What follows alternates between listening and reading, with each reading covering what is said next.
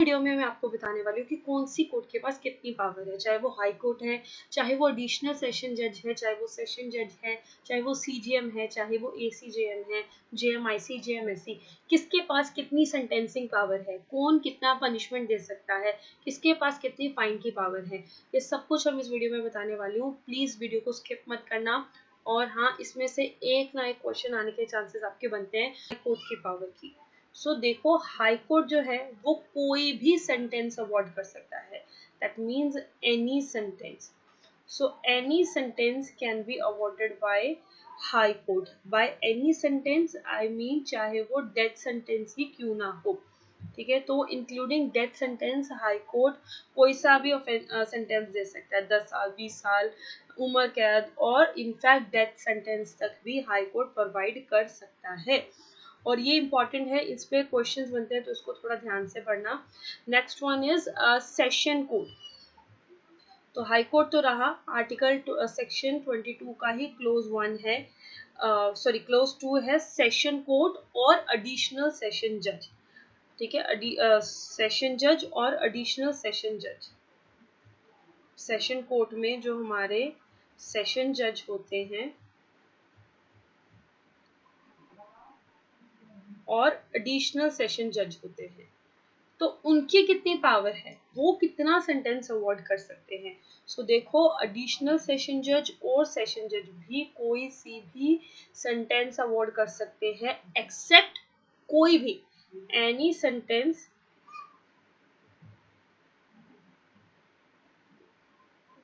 Accept death punishment. तो अगर उनको डेथ पनिशमेंट देनी है, यानी कि कैपिटल पनिशमेंट देनी है, तो वो ऐसा नहीं कि कैपिटल पनिशमेंट नहीं दे सकते, वो दे सकते हैं, but that death punishment should be subject to the confirmation of high court.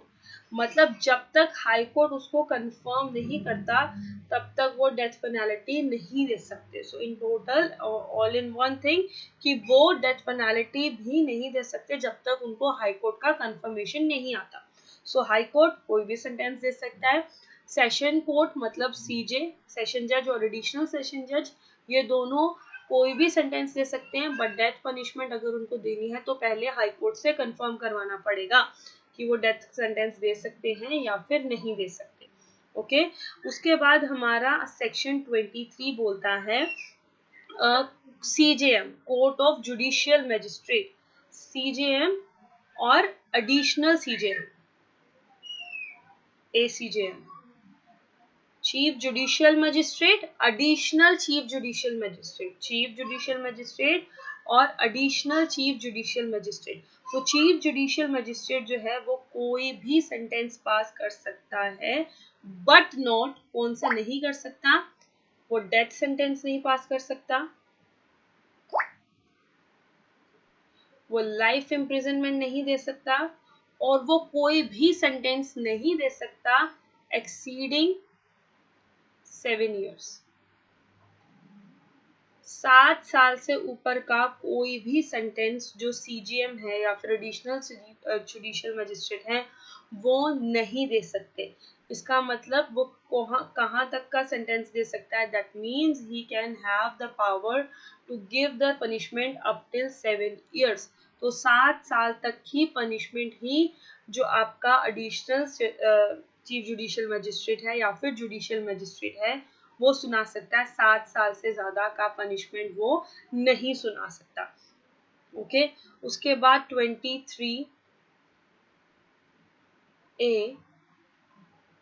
23(1 जो बात करता है हमारी chief judicial magistrate first class, जेएमआईसी, judicial magistrate first class. देखो, यहाँ से क्वेश्चन बहुत बनता है कि जुडिशियल मैजिस्ट्रेट फर्स्ट क्लास के पास कितनी पावर है, वो कितने तक का सेंटेंस बता सकता है। जुडिशियल मैजिस्ट्रेट फर्स्ट क्लास आपको पनिशमेंट दे सकता है सिर्फ और सिर्फ 3 साल तक की। मतलब 3 साल से नीचे का ही पनिशमेंट जो है chief judicial magistrate first class दे सकता है। इसके ऊपर का punishment judicial magistrate first class नहीं दे सकता।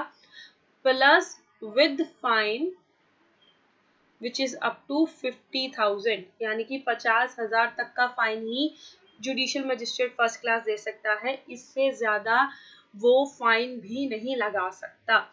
देन नेक्स्ट आप इज 23 का ही वन है, जुडिशियल मजिस्ट्रेट सेकंड क्लास। देखो सबसे हायरार्की में अगर सबसे छोटा कोई जज होता है वो तो होता है जुडिशियल मजिस्ट्रेट सेकंड क्लास, उसके पास सबसे कम पावर होती है, तो उसकी पावर है वो कितने तक का पनिशमेंट दे सकता है। So he can give the punishment only up to 1 year, तो वो 1 साल तक का ही पनिशमेंट दे सकता है, 1 साल से ज्यादा का पनिशमेंट नहीं दे सकता, plus the fine up to 10,000। मतलब अगर जुडिशियल मजिस्ट्रेट सेकंड क्लास को फाइन देना है तो वो सिर्फ 10,000 तक का ही फाइन हो सकता है। इसमें से आपके एग्जाम में एक ना एक क्वेश्चन आने के चांसेस बनते हैं, आपको पता होना चाहिए कि कौन से जुडिशियल ऑफिसर के पास कौन सी पावर है। सो ये सेक्शन बहुत ही ज्यादा इंपॉर्टेंट है।